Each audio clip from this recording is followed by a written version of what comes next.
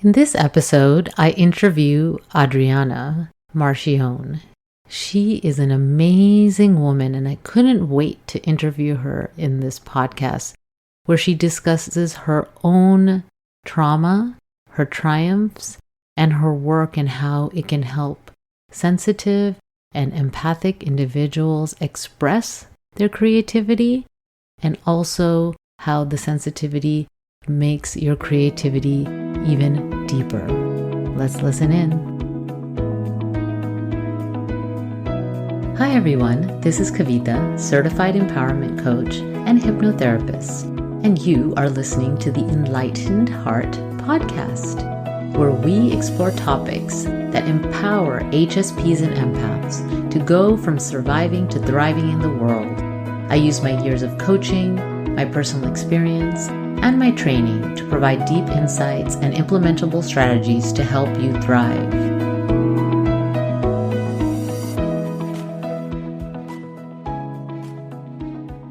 Today, I am speaking with Adriana Marchione. She has been involved in the arts for over 30 years as a filmmaker, dancer, photographer, and is internationally recognized in her work as a movement-based expressive arts therapist and educator. Since 2002, she has been teaching and presenting her creative healing approach to addiction, eating disorders, trauma, and grief at her training programs, festivals, conferences, and treatment centers, including Tamalpa Institute, Wheat Institute in Canada, South by Southwest, and Studio Le Théâtre de Corp in Paris. Adriana's films include When the Fall Comes, which is about her personal journey with grief and the arts, and she is currently directing The Creative High, a feature documentary that is featuring artists who have faced addiction, and the natural high of art making.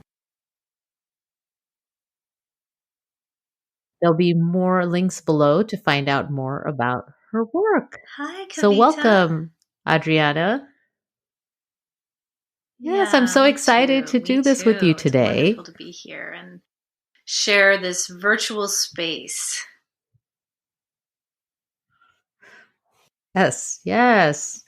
Okay, so let's dive right in. So the audience are HSPs, highly sensitive people, and empaths. So we want to hear more about you. So do you consider yourself a highly sensitive person or empath? I don't necessarily use those terms to describe myself, but I'm sure you know, there's many different ways to have that experience, own that experience, and definitely I consider myself sensitive. And one of the things that I remember growing up is my parents sometimes calling me the princess and the pea, because I would wake up and always have some sort of, this wasn't quite right, or that wasn't quite right, or this, and so just having a really just deep sense of needing a certain kind of comfort or wanting to adjust my circumstances or environments to suit me so that I felt safe. It was something that I think I was born with. So, I can hear so many of our listeners feeling that sense of, I'm too sensitive in some way, shape, or form. And so for you, that Princess and the Pea, that's so funny. I remember that fairy tale as a child, and I also felt like the Princess and the Pea, because the pillow's too soft, or this wasn't too well. So that was your first indication that maybe your body was a little bit more sensitive, even though you don't use the term HSP. So do you also consider yourself an empath? I realize I should have, right? Here we go, right there. I realize that when you say, are you also an empath? Part of me wants to do a quick search and what is the definition of an empath? And empathetic, I'm empathetic. I feel things deeply. I can attune with other people's emotions and experiences. The other thing that I feel is an early remembrance is input. Certain input would really influence me strongly, such as being a teenager, and I remember being with friends and watching horror movies. It was like this thing to do, and it definitely feels like an American thing. I don't know. And just feeling like I wanted to blend into the crowd, and I wanted to be with my friends and feel like I was, we're into this horror movie. But I would just afterwards, like I couldn't sleep, or I would, be up for, nights just kind of replaying the things that happened, like Halloween. That was like one of the first, I think, horror movies I saw, and it was terrifying. And maybe my other friends were having similar experiences, but I feel like they were kind of like, this is fun, and then they could let it go. But for me, it would just stick; it would stay. And so I think from positive experiences or positive input, but also for input that is jarring or disturbing in some way, that I really felt it, I would really stick with me, and it would be hard to shake it. Yes. So, and that would most likely not happen for all your friends. Yeah, I mean, I just don't, I don't think that my family, I don't remember, I feel like that was very unique to me, even though now I know a lot of people who have similar experiences, but I know a lot of people who don't. They can take it and leave it. They can, watch it and enjoy it, and afterwards they're on to the next thing, So I'm sure that resonates with a lot of the listeners, and it definitely resonates with me. So I'd love to hear more about some of the challenges you face as an HSP empath who's also maybe an entrepreneur, right? You have, you're an art therapist, you have films you're working on, all these amazing things. So what do you think are some of the challenges you face? Yeah, I've learned to be, well, maybe that's the wrong thing to say, that I've learned to be. I think I've always been into stuff, and I've always, like, my mom is she loves to cook, and she loves to read, and she's always in her retirement, like she's always just doing lots of different things and connecting with lots of different people. And I think my father also, he's no longer with us, but he was also very prolific with his work, and he wrote, and he so I think I was sort of born into a family of doers. Yeah. So I'm, when I went to college and different things that I did, I would push myself. I would be fairly prolific and in my work. And so that's something that, has continued. It's just part of my rhythm. It's part of how I operate. But I also feel that I have to be careful, because I can push it and I can do too much, and then I can really crash, or I can really feel it. And I used to use different things to kind of temper that. Like I used to drink, and I used to, just also didn't have now over time, right, as we grow and heal and we learn how to have boundaries, but I didn't really have boundaries. So I would stay up really late, or, I would eat foods that would kind of whack me out. And, so I think that for a long time, I was sort of trying to figure out how to balance my drive and the things that I really felt compelled to do, sometimes compulsively, and also that deep sensitivity that I have. Yes.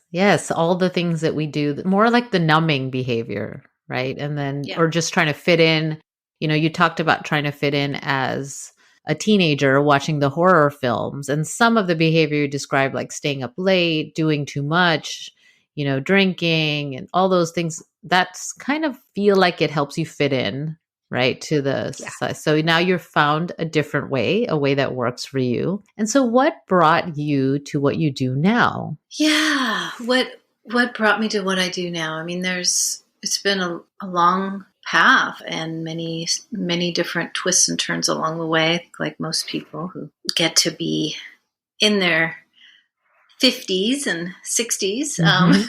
And I started off as an artist, and really found crafts and arts when I was young, and also had in different ways, a creative orientation to growing up. And there's no artists necessarily in my immediate family, but my grandfather painted, my dad liked to dabble in arts, and think there was always a deep appreciation for creativity and very international. I grew up in a very international household.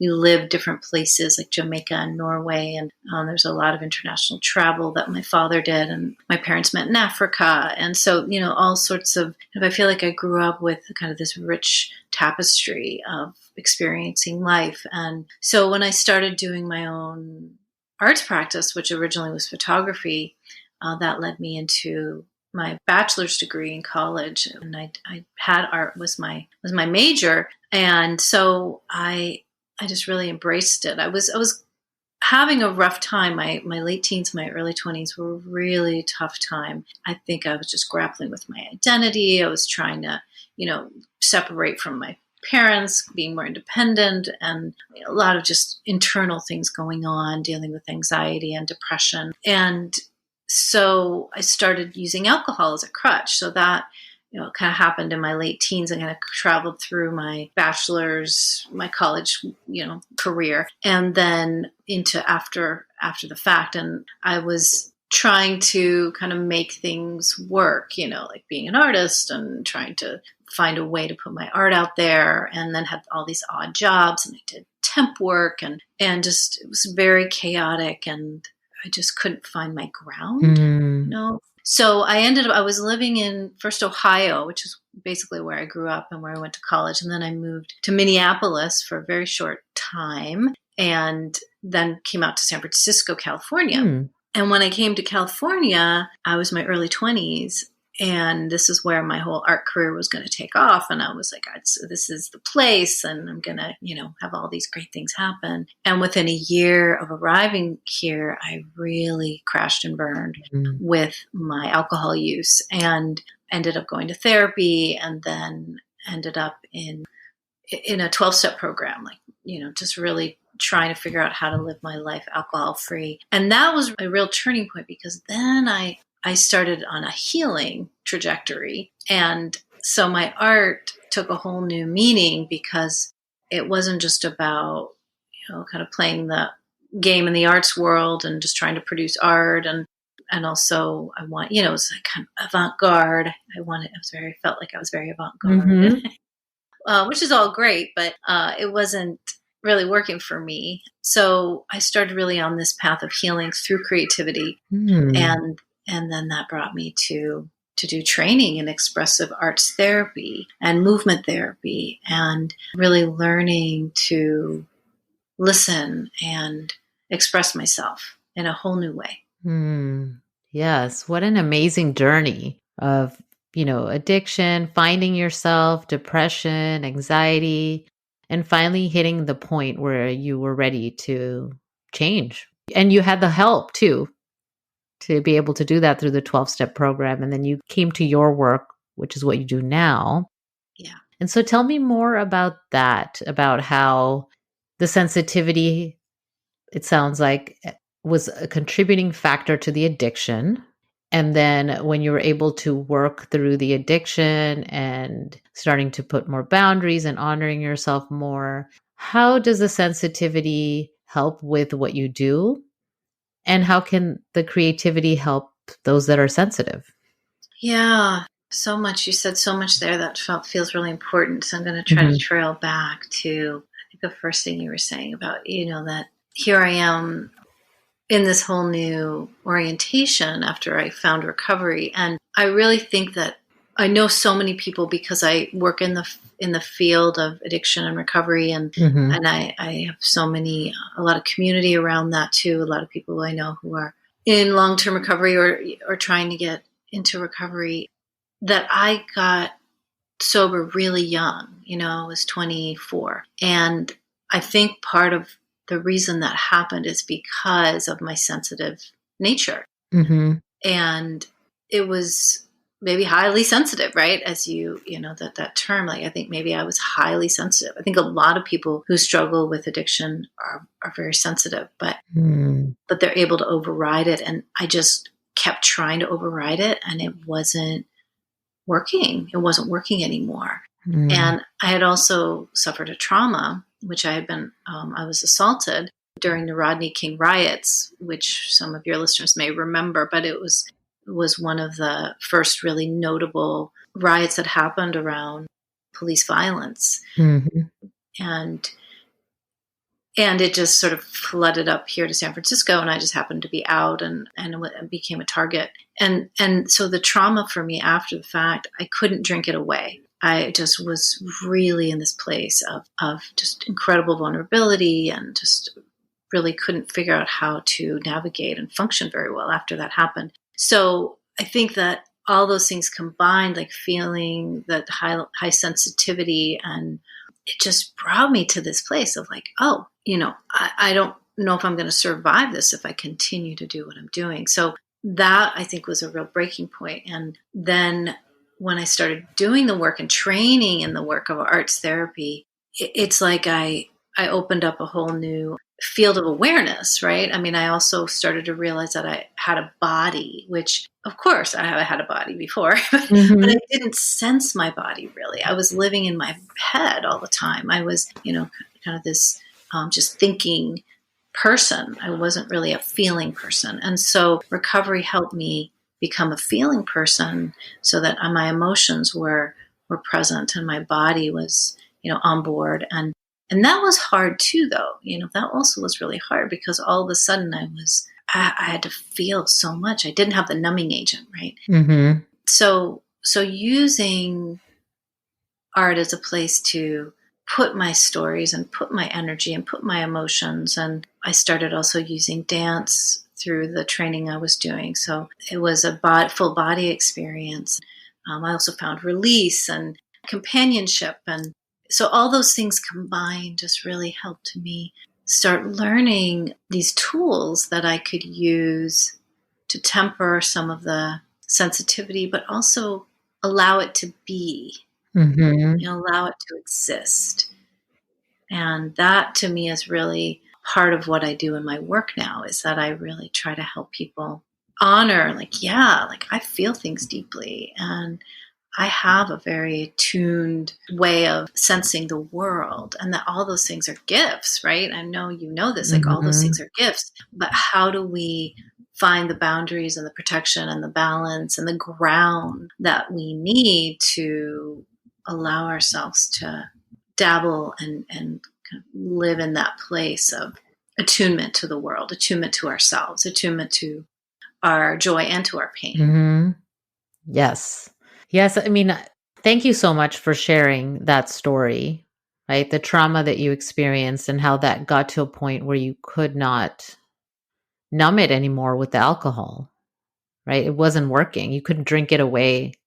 And working through the trauma with the creativity, you feel things deeply as an HSP. You're going to feel things deeply, and you get to feel the good things too, right? So the Yes. numbing. And then also what you shared about being in your head is so common, right? That idea that we stay, and I like to use the chakras as the points of energy, right? And so we tend to stay. We love to stay as HSPs in the upper chakras. That's where we're comfortable, right? We're comfortable with our head, the spiritual. Some people with speaking, like that part. But then when you start to go lower down into the grounding in the world, your power in the world, then we're just a little bit less comfortable with those areas, right, of our lives and bodies. So what helps? How has creativity helped you? You did say some of it in what you shared with your story, but how do you see creativity helping you and others express and work through trauma or grief? Yeah, I mean, I think that part of what we see in culture is that creatives and artists, I mean, there's so many examples of famous musicians or writers or actors, that they touch, that with creativity we can touch the sky. Mm-hmm.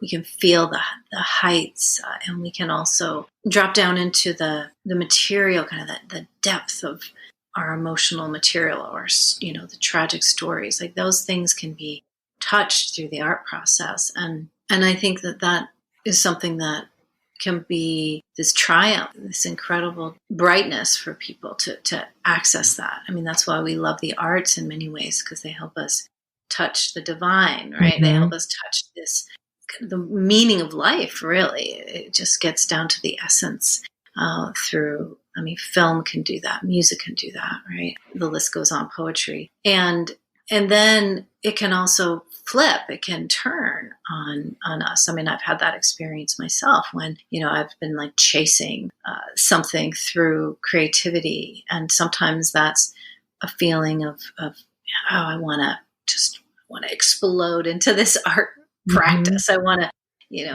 want to get high off of it. And then just really crash from the experience, because like when I talked about when I was still drinking, staying up really late, or, getting completely out of balance because it just became everything. And then also sometimes the competition, or the feeling like I want attention through like the performance aspect of it. And so I think, to me, I really try to support people that are creatives or artists that have this incredible capacity to want to touch the divine, want to, have these really meaningful experience through the arts, to be successful doing that, especially if we're dealing with vulnerable content or very personal material. So I often, help people with projects or with practices, like through grief, for example, that, when we're dealing with grief, a loss of an important person in our lives, or a loss maybe of a stage of our lives, or loss of meaning, or things like that, that how art can be this incredible container to hold the stories and to help us express what wants to be expressed, and get it out of our heads or out of our bodies and onto the page or into the song or into, the expression, but do it in a way that also there's safety in the risk taking. There's safety in the exposure that bringing that art it shake us up, wake us up, jar us a little bit. So I feel like I'm always trying to help people temper the beauty that art can bring, and also sometimes the fear that can come with it. I feel like I said a whole lot there. So, there's wherever you feel like. That was amazing. I didn't want to interrupt you because it was so powerful, the way that you described the process of how the creativity holds a person's grief in a way, right? It's a way to express it in a safe way, to take the risk. There was so much in what you said, right? And so I think it would be great if you're willing to share. It's really clear to me how much the creativity has helped you, right? And helped you be the amazing person you are today. And how have you seen the creativity help with healing trauma, grief, addiction in your clients, patients? Yes.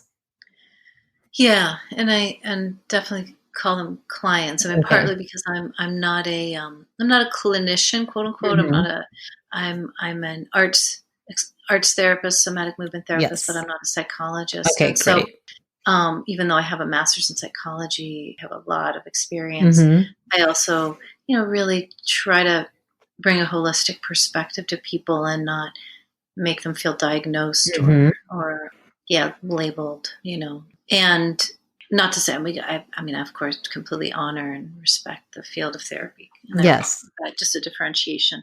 One thing that I want to name around this is that there's two threads that I follow when I'm working with people. One is sometimes we want to go right into the pain or the struggle, and that using art to go right into it. And sometimes I want to use a resourcing approach, which is we start with what's actually to celebrate, or what's the joy, or where's the comfort, and that art can also really help us access that too. So that's also, I just want to kind of name those, like I call it, like going through the front door or the back door.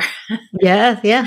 And so for example, one of the things that I love to do is help people create ritual in some way around their life. So a life art bridge. And if someone's experiencing a grief, or they're trying to recover from an addiction, that creating, for example, a space in their home, like, often we talk about creating altars. Like one thing I'm doing right now, I just lost my dear pet of 15 and a half years, my cat Pablo, who passed just a week ago. And I have a little altar for him that, has some treats and his favorite toy and a candle and a picture of him and a little heart. And so every day I light that in memory of him. And it's this little creative piece that gives me some feeling of connection and comfort. And so those kind of simple things I sometimes have people do, like creating,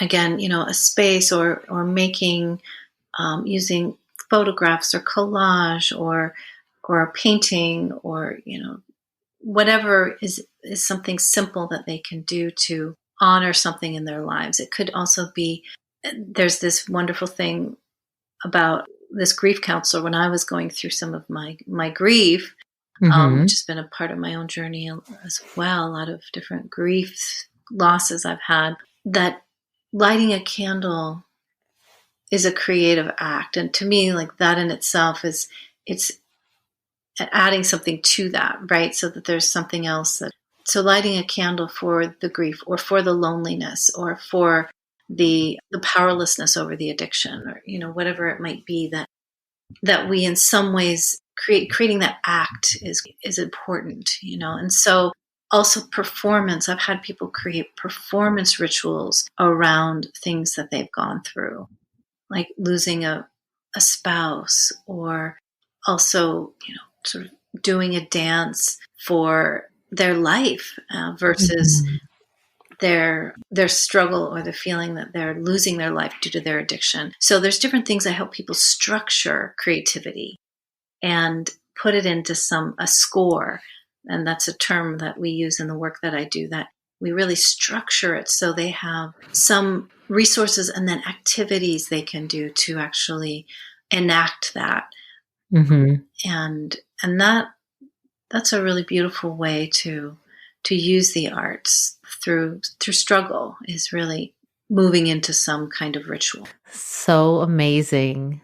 That was so amazing. All that you shared, the rituals, and, so sorry about your loss of Pablo. And, just how you talked about and described, right? Like lighting a candle, right? Just that act, and how you can make that can be a creative act. I can just feel people leaning in, right? It's like, oh, she sounds really amazing, which is why I wanted to interview you. So tell us more, tell the listeners more about some of the things you're working on right now. Yeah.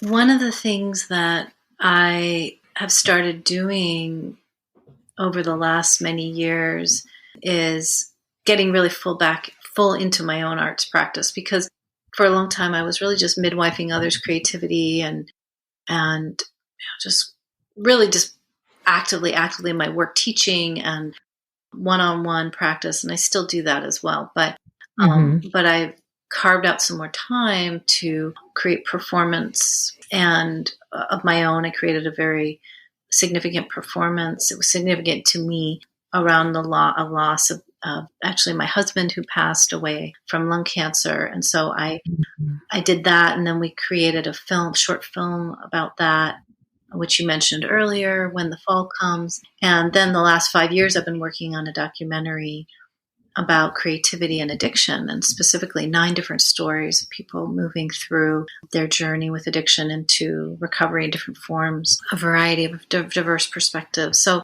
been really digging into filmmaking and having creative collaborations. So that's been really intense and challenging me in all sorts of ways, but also very rewarding. And I, continue to, like now with COVID, right? It's like everything's online. So I'm not doing my in-person, like one-day retreats or groups. And so I've been doing master classes on using the arts to support addiction and grief and trauma. And I'm doing a course in the new year that's a 90-day course. It's all about this idea I'm talking about, like having a focus on a creative project or practice that guides people and really helps them to work on their personal material with support, like take the risks to, express those, I think again, like back to the piece of like, how do we find meaning from our experiences? And I think right now we're just struggling, so many people are struggling to just deal with everyday life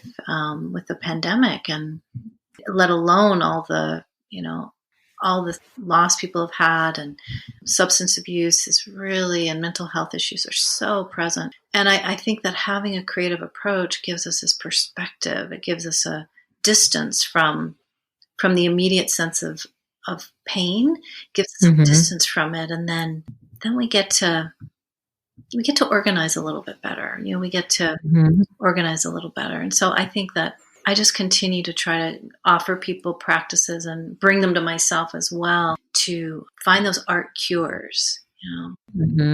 Yes, love it. And so you're offering this course and you have these films, there's so much. And then what is the best way for people to find you?